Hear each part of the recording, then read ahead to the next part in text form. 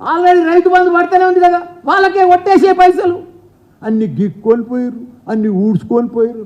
అంటే మీ ప్రభుత్వం వస్తుందని మేము ఊహించినాము. మేమే ఉంటామనుకున్నాము. ప్రగతి భవన్ కట్టాము, కొత్త సెక్రటరియట్ కట్టాము, యాదగిరిగుట్ట కట్టాము, కమాండ్ కంట్రోల్ ఆఫీస్ కట్టాము. తెలంగాణ రాష్ట్రాన్ని ఒక అద్భుతంగా చేసినాము. ఇవన్నీ చేస్తే అప్పులు కావా? సంసారం పని చేస్తుంటే అప్పులు కాకపోతే ఏమైనా లాభాలు వస్తాయా? మీకు అన్ని బంగారు ఏం బిందెలు, లంకె బిందెలు పెట్టి పోయేడుతుండే ఆవిలకు. వీళ్ళు దబదబాలకి దోడుకుంది రాయి లంక బిందెలు.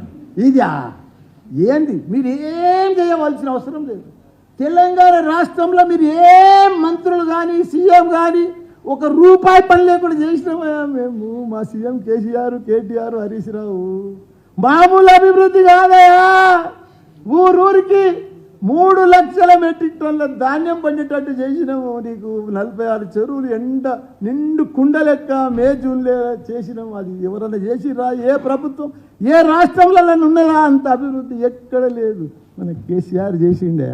ఇలా ఆయనను పట్టుకొని పాతాళంలో దొక్కుతాం, భూతాళంలో దొక్కుతాం, 100 మీటర్ల ఏంది అది? ఒక సీఎం ఉండి సీఎం మోసం చేసినాడు తెలంగాణ ప్రజలకు. దోసుకున్నాడు, ఏదైనా స్కామ్లలో పట్టుబడ్డాడు, అన్ని స్కాములు చేసినాడు, కోట్ల రూపాయలు సంపాదించినాడు. ఇల్లు లేదయా? ప్రగతి భవన్లకి 5:30కు ఓడిపోతున్నా అని తెలిసి ఖాళీ చేసిపోతే ఇల్లు లేదు. ఆ పాతింట్లోకి పోయిండు ఒక సీఎం. ఎంత ఇది లెక్క! ఎంత గొప్ప మహాత్ముడు!